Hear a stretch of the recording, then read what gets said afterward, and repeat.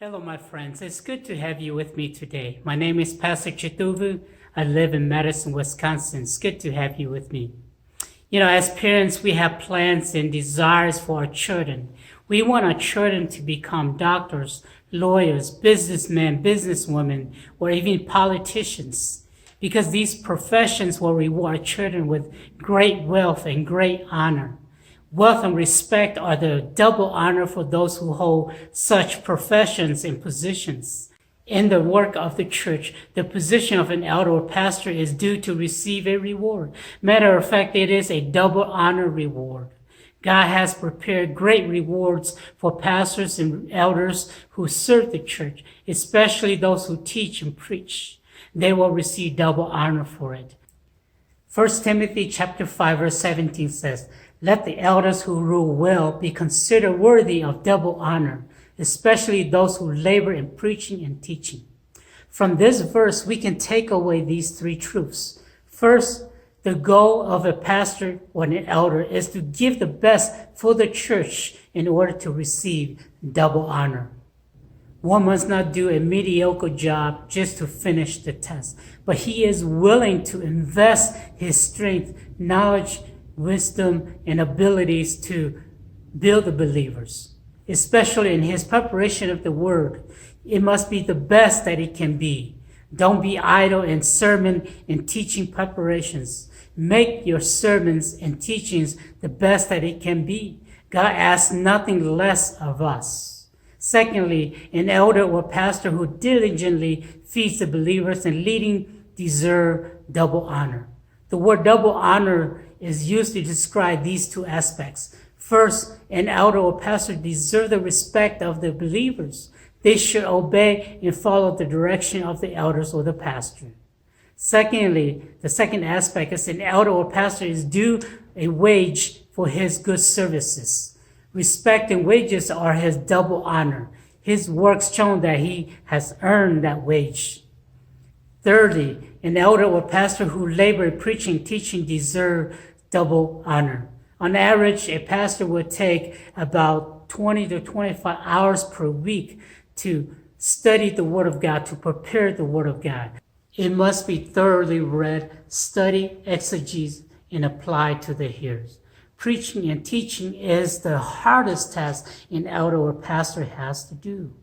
It needs careful and thoughtful works. This is the reason why an elder or pastor deserves double honor.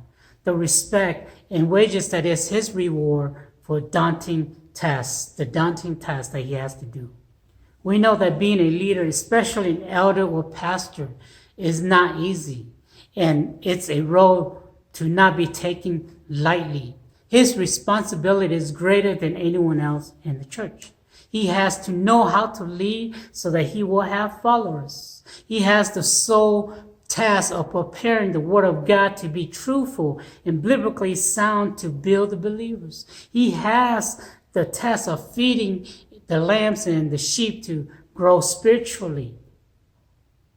The elder or pastor who is faithfully and diligently leading and feeding the church and preaching and teaching deserves this double honor, because the task is not easy nor light. God called the elders and the pastors to lead and teach the believers. God called the believers to be the support foundation for the elders and the pastors. When the congregation respects the elders or pastor, they will have a good shepherd. When the congregation support the elders or pastors financially, it will allow them to dedicate fully to the ministry and to be effective for the ministry and not have to worry about the living situation. And elders and pastors, let us continue to be faithful and diligent in overseeing those that God has entrusted to us. Let us not be weary giving our best to feed the flocks and through preaching and teaching. Our everyday reward is this double honor that we receive from the congregation. May we do our very best for God and the church. I want to leave you with these challenges and these questions for you to think about. What is blocking you from giving your best to be an effective overseer of the church? What motivates you to give your all to sermon and teaching preparations? What gives you stamina to faithfully lead the church?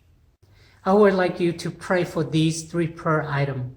First, pray for personal productivity and effectiveness as you oversee the church. Secondly, pray for wisdom, knowledge, and ability for sermon and teaching preparation and deliverance every Sunday. And thirdly, pray for the church members to take up responsibility to carry the ministry with the elders and the pastors. Thank you for your time today. May God bless you through this devotion. We'll see you next time.